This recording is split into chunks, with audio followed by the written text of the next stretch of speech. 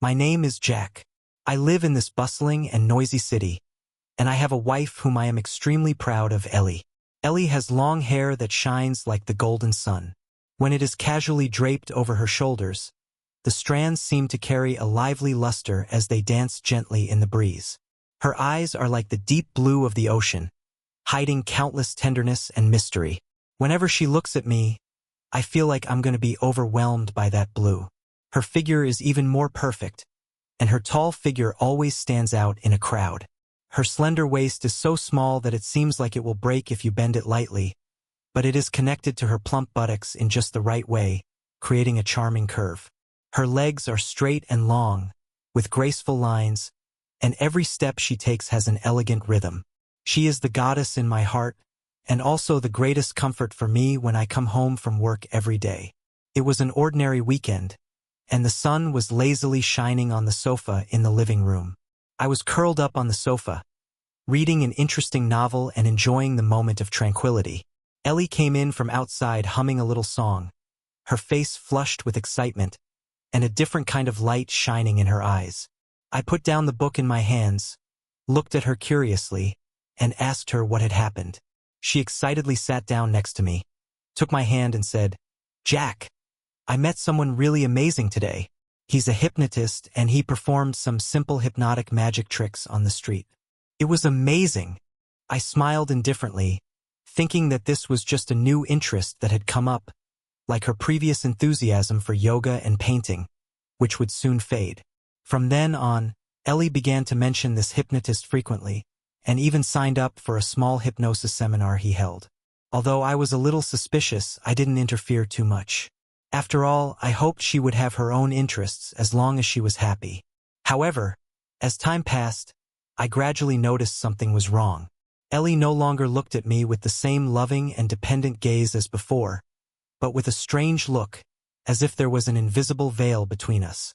Occasionally, a look of confusion and emptiness would flash in her eyes, as if something had quietly awakened in her body and occupied her original consciousness. I felt vaguely uneasy, and the string of worry in my heart began to tremble slightly. But I never imagined that this was just the beginning of a terrifying abyss, and that Ellie and I would soon be dragged into it and unable to extricate ourselves. Ever since Ellie met that mysterious hypnotist, her life has been like cogs being quietly set in motion, beginning to turn in an unknown direction. At first, those subtle changes were like hidden currents under the night sky, not easily noticeable, but as time passed, they gradually became more and more obvious. Ellie began to go out frequently, and she would carefully dress up before going out every time. She would spend a lot of time in front of the mirror, picking out the prettiest clothes and matching them with delicate jewelry, dressing herself up like a princess about to attend a feast. She was no longer satisfied with the simple daily outfits, but instead pursued a more gorgeous and eye-catching style. One day, she wore a low-cut black dress, the hemline swaying gently with her every step, revealing her slender, pale legs.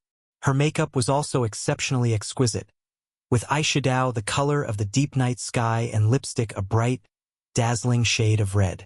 The whole person exuded a charm unlike anything she had ever had before. I looked at her and a complex emotion welled up in my heart, both marveling at her beauty and feeling uneasy about her change. When she returned home, she carried with her the unfamiliar scent of perfume.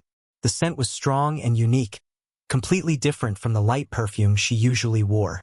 I couldn't help but ask her where she had been, but she just casually said she had been meeting with friends, and then hurriedly went into the bedroom, leaving me alone in the living room, full of doubts. What's more, her smile no longer had the same sincerity and warmth as before. Her behavior became increasingly frivolous, and her words often revealed a careless attitude. She no longer cared about my work and life as she used to, and she always gave me perfunctory replies. Once, I was excited to share with her a small achievement I had made at work, hoping to receive her praise and encouragement. But she just gave me a distracted glance, casually said, "Oh, that's good," and then started fiddling with her phone again. At that moment, my heart felt like it had been stabbed hard, and an unprecedented sense of loss welled up in my heart. I began to doubt her actions, and my unease grew like wild grass. Finally, one night I decided to follow her. I followed her from a distance and watched her walk into a luxurious restaurant and sit down with a strange man. They behaved intimately, the man's hand touching her arm from time to time, and she did not resist in the slightest, but instead smiled brightly. My heart instantly fell to the bottom of a valley. Anger, pain, and despair intertwined in my heart. I couldn't believe what I was seeing. Why had my wife, who once loved me so much, become like this? And was all of this really unrelated to that mysterious hypnotist? I secretly vowed in my heart that I must find out the truth. Ever since I followed Ellie and saw her getting intimate with a strange man, my life has been overshadowed by gloom. Anger and pain intertwine, keeping me up at night, and her strange, piercing smile fills my head. I desperately want to know what is going on, and what role the mysterious hypnotist plays in all of this. In the following days, I began to pay attention to every move Ellie made, not missing any possible clues. One day, while she was out, I entered her room with trepidation. The room was filled with the scent of her usual perfume, but there was also a strange air about it. I stopped in front of her desk and scanned the messy books and documents on the surface. Suddenly, a notebook with a black cover caught my eye. The notebook looked a bit old, and there were some strange symbols on the cover, like some kind of mysterious mark. My heart beat faster involuntarily, and my intuition told me that this might be the key I had been looking for. I carefully opened the notebook and was shocked by the contents. It was densely written with text, mostly hypnotic commands and suggestions. There were several passages that were specially marked, as if they were directed at Ellie. The commands described in detail how to guide her thinking, how to change her behavior patterns, and even included making her feel affection for a specific person. The more I read, the more shocked I became. Turned out that Ellie really had been hypnotized. Her unfaithful behavior was not voluntary, but was controlled by these evil instructions. My fists unconsciously clenched, and my anger towards the hypnotist reached its peak. In the last few pages of the notebook, I also found some information about the hypnotist. It said his name was Henry and some of the places he frequented. I knew that if I wanted to solve the mystery of Ellie's condition and restore her to normal, I had to find this Henry and ask him to release his control over Ellie. I carefully put the notebook away and secretly planned my next move. But I also knew that this Henry was no good. If he could manipulate others so skillfully, he must have a deep background and resources. I may encounter danger in the process of finding him. But for Ellie and for our once-upon-a-time love, I can't care less. No matter how many difficulties and dangers lie ahead, I must bravely continue on, uncover the truth of all this, and bring Ellie back to me. I just didn't realize that things were far more complicated than I had imagined. What I was about to step into was a deeper abyss, and what awaited me were more unexpected dangers and challenges. After several days of undercover investigation and careful preparation, I finally pinpointed a place where hypnotist Henry often appeared, an abandoned factory on the outskirts of the city. The place looked dilapidated, with the walls covered in signs of the passage of time, most of the window glass broken, and the cold wind whistling in, making eerie sounds. My heart raced as I stepped into the eerie area, taking every step carefully. There was a pungent smell in the air, a mixture of rust, dust, and an unknown chemical. Dim light shone through the gaps in the broken roof, creating eerie beams of light that illuminated the scattered debris on the ground. Finally, in a corner of the factory, I saw the man, Henry. He was thin, with pale, sickly skin. His unkempt black hair covered half his face, revealing only a pair of sinister eyes that seemed to look into people's hearts. He was sitting in a worn-out chair, his legs crossed, playing with an exquisite pocket watch in his hands, and a faint sneer curling the corners of his mouth. "Are you Jack?" His voice was low and hoarse, as if it came from the depths of hell. I forced back the fear in my heart, took a few steps forward, looked him straight in the eye and shouted, "It's me. What have you done to Ellie? Unhypnotize her." Henry laughed contemptuously, stood up and slowly approached me. Every step he took was full of pressure, making me involuntarily take a few steps back. "Do you think things are that simple?" He sneered, Ellie is just one of my many test subjects. She is now deeply involved and unable to extricate herself. I clenched my fists in anger. You devil! What do you want? Henry stopped in his tracks, stared at me for a while, and then said slowly, What I want, you cannot give. However, if you are willing to give up, I can consider letting you go. I refused him without hesitation. No way! I won't give up, Ellie. Henry's face instantly turned gloomy, and a trace of ruthlessness flashed in his eyes. Then don't blame me for being rude. As soon as he finished speaking, he suddenly pulled a dagger out of his pocket and stabbed at me quickly. I hurriedly sidestepped, and the dagger scraped my arm, leaving a shallow blood trail. I ignored the pain and quickly picked up a piece of wood on the ground and swung it at Henry. A fierce battle began in this dim, abandoned factory. I fought against him with all my strength, with only one thought in mind. I must make him release his control over Ellie, even if it costs me my life. But Henry was far more agile than I had imagined, and I gradually felt that I was losing strength. His attacks became more and more fierce, and I was in unprecedented danger. Ellie was still under the control of hypnosis at the moment. Could I really succeed? Where would my future lead? In this dark and dangerous abandoned factory, my battle with Henry became more and more intense. His dagger gleamed in the dim light, and every thrust carried a deadly threat. My strength was gradually running out, and the wound on my arm was bleeding profusely, dripping onto the dusty ground and spreading out in a strange pattern. Henry's face was full of a smug smile, his eyes full of contempt and mockery, as if I were already his prey. Give up, Jack, you're no match for me, he said, while accelerating the rhythm of his attacks, his dagger coming at me like a venomous snake. Just when I was about to despair, I suddenly heard a loud noise outside the factory.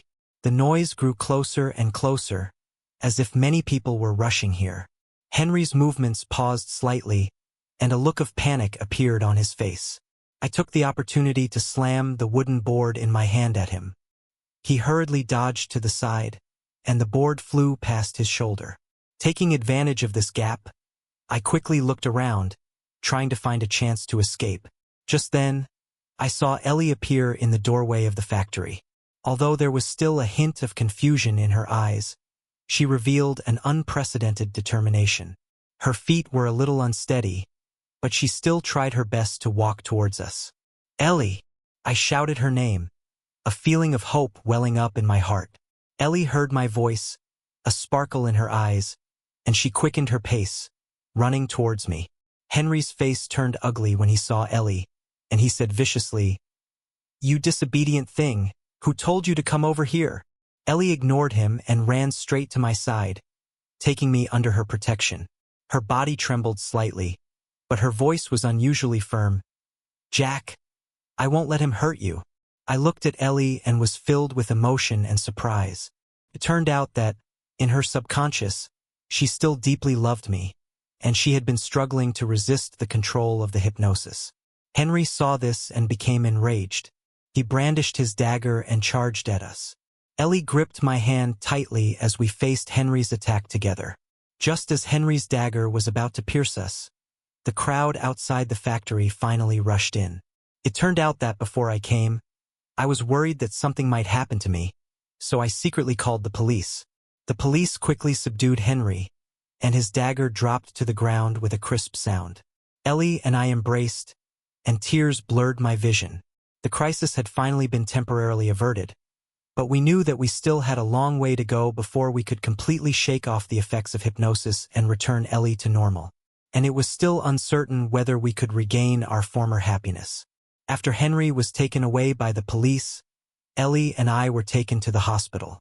The whole way, Ellie held my hand tightly, as if she was afraid that if she let go of me, I would disappear. Although there was still a hint of trance in her eyes, the determined light in them never went out.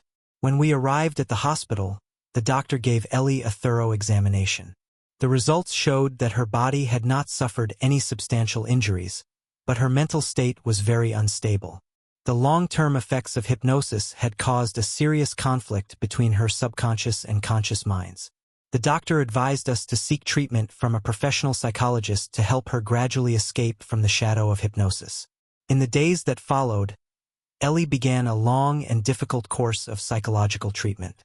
Every day, she had to face the painful memories of being hypnotized, trying to distinguish between the real self and the false consciousness implanted. She often woke up in a cold sweat in the middle of the night, muttering strange things. I watched her suffer and felt a mixture of pain and self-blame. One day, after the therapy session, Ellie became unusually depressed. She sat by the bed, her eyes staring blankly out the window, not saying a word. I gently walked up to her, sat down next to her, and took her hand.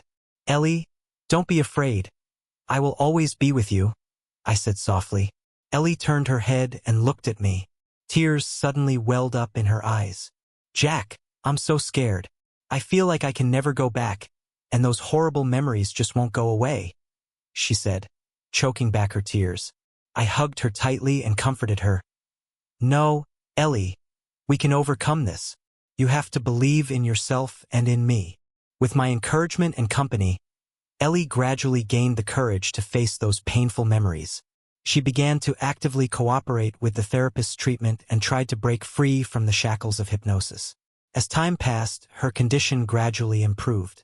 She began to smile more often, and her eyes became brighter. Finally, after several months of treatment, Ellie reached an important moment. The psychiatrist told us that Ellie had basically shaken off the influence of hypnosis and her consciousness had returned to normal. Hearing this news, Ellie and I were both moved to tears. We hugged each other tightly, feeling each other's heartbeat. As we walked out of the hospital, the sun shone down on us, warm and bright. Ellie took a deep breath and said with a smile, "Jack, I've finally found myself again."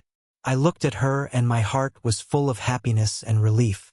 Although we had experienced so much pain and suffering, now we could finally start again and pursue the happy life that was ours. However, the past had left a deep mark on our hearts. Could we really forget the pain and regain our former happiness? We still need to explore the road ahead step by step.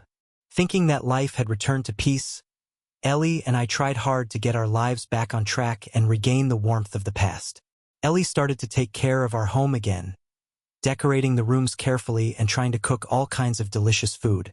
She was smiling more and more, and I thought that the painful past was gradually fading away. However, beneath the surface of this calm, a new crisis was quietly brewing.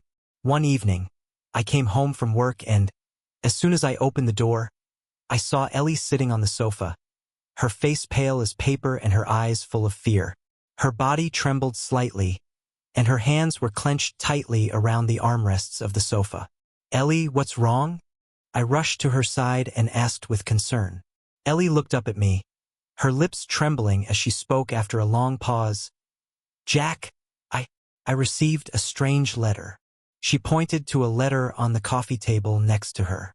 I picked up the letter and saw that there was no sender information on the envelope. An ominous feeling welled up in my heart. I opened the letter and found only a note inside, with the words, "The game is not over. You can't escape," written in red. At the sight of these words, my heart sank, and a familiar fear welled up in my heart once again. From then on, Ellie's condition began to deteriorate again. She would often wake up in the middle of the night, shouting unintelligible things. Sometimes, she would suddenly stop what she was doing and stare blankly into space, as if she had seen something terrible. I took her to the doctor, but he said that her physical and mental states were normal and that he had not found anything unusual. I knew that it must have something to do with the mysterious letter. I started asking around to try to find out where it came from. After a lot of effort, I finally learned that the letter was probably sent by Henry's accomplices. They were not willing to give up and wanted to continue to take revenge on us by doing something to Ellie. One night, I was preparing dinner in the kitchen when I suddenly heard Ellie scream in the living room. I dropped what I was doing and rushed into the living room. I saw Ellie looking out the window in horror. I looked in the direction she was looking and saw a dark figure flash past the window. I rushed outside immediately, but I didn't see anything. When I returned to the room, Ellie clung to me and kept crying. "Jack, I'm so scared. They won't let us go," she cried. I comforted her, but I knew in my heart that we were in a new crisis. This crisis was more insidious and more dangerous than the previous one. We didn't know where our enemies were hiding, or when they would strike. But I was determined to protect Ellie from harm at all costs. And this time, would we be able to escape the crisis and protect our hard-won peace? Ellie's fear was ever present, and the mysterious threat once again cast a shadow over our lives. But I knew that running away and being afraid would not solve any problems. We had to take the initiative and fight back. I began to carefully sort through all the clues related to Henry and his accomplices. I recalled some of the items Henry had carried with him and the few words he had let slip when we had previously crossed paths, trying to find a breakthrough. At the same time, I also used various channels to secretly investigate those who might be connected to him. In the process, I discovered that Henry had been involved with a mysterious organization called the Shadow Club. On the surface, this club is a high-end social venue, but in reality, it is engaged in some unscrupulous activities. I decided to go deeper into this club to find out what was really going on. In order to gain access to the Shadow Club, I carefully planned my approach. Through a friend, I forged a fake identity and packaged myself as a wealthy businessman who can afford to be generous. One night, I arrived at the club's entrance in a sharp suit, with carefully prepared gifts. The doorman of the club looked me up and down, and after confirming that my identification information was correct, he finally let me in. Once inside the club, it was a scene of revelry, with deafening music and people partying wildly on the dance floor. I pretended to be at ease as I mingled with the crowd, looking for clues related to Henry's accomplices. My efforts were not in vain. In a corner, I spotted a suspicious man. He had shifty eyes and kept glancing around. I approached him unobtrusively and tried to hear what he was saying to the people next to him. From their conversations, I learned that they were planning the next move against Ellie, and it would happen tonight. I was shocked, and immediately pulled out my phone to call the police. But just then, the suspicious man seemed to sense my unusual behavior. His eyes suddenly became fierce, and he pounced on me. I reacted quickly and wrestled with him. The people around us were startled by our actions and fled. In the fierce struggle, I gradually gained the upper hand. After subduing the man, I searched him and found some documents about their plan. At this time, the police also arrived in time after receiving my alarm. I handed the documents over to the police and explained the situation to them. The police acted quickly on the information I provided and successfully destroyed the criminal gang. When I returned home and told Ellie the good news, she finally broke into a smile for the first time in a long time. We embraced each other tightly. This time, we had successfully defused the crisis with our courage and wisdom. But after all this, we know that our future lives may still face various challenges. But we are no longer afraid, because we have enough strength to protect each other. Since successfully destroying the criminal gang, the atmosphere at home has gradually become more relaxed. Ellie's smile has become more and more frequent, and the gloom that was once shrouded in fear has gradually dissipated. We have begun to try to return life to its original state and work hard to forget the painful past. Eli has rediscovered her love of life. She signed up for a community painting class and goes every week on time. Every time I see her holding a paintbrush and intently depicting the scene in front of her, I feel immeasurably relieved. The colors in her paintings have become brighter, full of vitality and energy, as if her heart is also being healed little by little. I also spend more time with Ellie after work. We go for walks in the park, holding hands, enjoying the scenery along the way and sharing our joys and sorrows. On weekends, we go to the supermarket together to buy ingredients and then go home to prepare a sumptuous dinner. Under the warm light, we sit face to face, tasting the food and chatting about our plans for the future. However, past experiences have left a deep mark on our hearts, and some memories are not so easy to erase. Occasionally, Ellie would still wake up in the middle of the night with a terrified look on her face. Whenever this happened, I would hold her tightly and comfort her gently until she fell back asleep. I knew that deep down inside, she still had some fear and unease that would take time to slowly soothe. In order to help Ellie completely overcome the shadow, we also participated in a counseling course together. In the course, we learned how to face past traumas, how to adjust our own mentality, and how to better communicate with each other. Through these courses, our relationship has become closer and we understand each other better. As time goes by, Ellie's condition is getting better and better. She is no longer haunted by the memories of the past and can face everything in life with an open mind. Our lives are gradually getting back on track and we have regained the happiness and peace we once had. One sunny afternoon, Ellie and I sat in the rocking chair in the courtyard, enjoying the warm sunshine. Ellie leaned on my shoulder and whispered, "Jack, thank you for your company and support all along. Without you, I really don't know how I would have gotten through those dark days." I smiled at her and said tenderly, "Silly girl, we are husband and wife. No matter what difficulties we encounter, we have to face them together. Now we can finally enjoy life to the fullest." Looking at Ellie's happy smile, I knew that we had successfully come out of that dark time. There may still be twists and turns in the future, but we already have enough courage and strength to face them. We will cherish the happiness in front of us, walk through every stage of life together, and create a bright future together.